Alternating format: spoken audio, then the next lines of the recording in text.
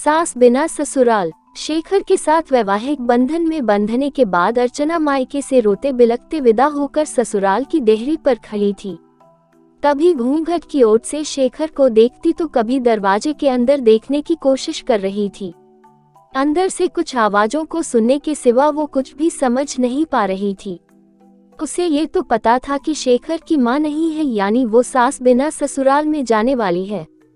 काफी देर के बाद भी कोई गृह प्रवेश के लिए नहीं आया तो उसने शेखर की तरफ आशा भरी नजरों से देखा, क्योंकि वो खुद भी काफी थकान महसूस कर रही थी। शेखर ने शायद अर्चना की नजरों की भाषा पढ़ ली थी। वो अपनी छोटी बहन को बुलाकर लाया और उसके कान में कुछ कहा। थोड़ी देर में बहन कुछ औरतों को साथ लेकर आई और अर्चना का गृह प्रवेश करवाया। आगे भी कुछ रस्में हुई। इन सब के बीच अर्चना तो ये समझ ही गई कि सास बिना ससुराल का मतलब है बवाल। धीरे धीरे सारे रिश्तेदार चले गए। कोई अपनापन दिखाता तो कोई बेगानापन। सब अपने अपने तरीके से अपना और दूसरों का परिचय दे रहे थे। अर्चना कभी इनकी तो कभी उनकी बातें सुनकर परेशान सी हो रही थी। लेकिन धीरे धीरे ससुर, पति और 2 छोटी नंदों के साथ अर्चना अपनी गृहस्थी की गाड़ी को रास्ते पर लाने का प्रयास करने लगी। पति का प्यार, ससुर का दुलार और छोटी नंद का स्नेह अर्चना को कबलहर लड़की से जिम्मेदार गृहिणी बना गया।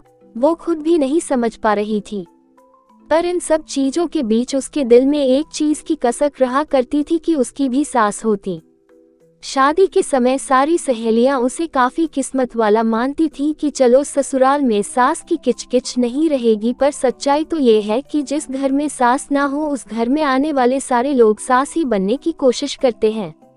अर्चना भी इस बात को समझती थी, तभी तो दिल ही दिल में फैसला कर चुकी थी कि वो अपनी बेटियों की शादी सास बिना ससुराल में नहीं करेगी। दोस्तों, कुछ रिश्ते नमक जैसे होते हैं, सास का भी रिश्ता कुछ इसी तरह का है। ससुराल का हर सुख बिन सास के फीका ही स्वाद देता है। इनका रिश्ता काफी खास होता है। दोस्तों, आपको यह शिक्षाप्रद कहानी कैसी लगी? अच्छी लगी तो लाइक जरूर करें, कमेंट करें, शेयर करें और मेरे गुरुजी वॉइस चैनल को सब्सक्राइब करें। आपका बहुत बहुत धन्यवाद।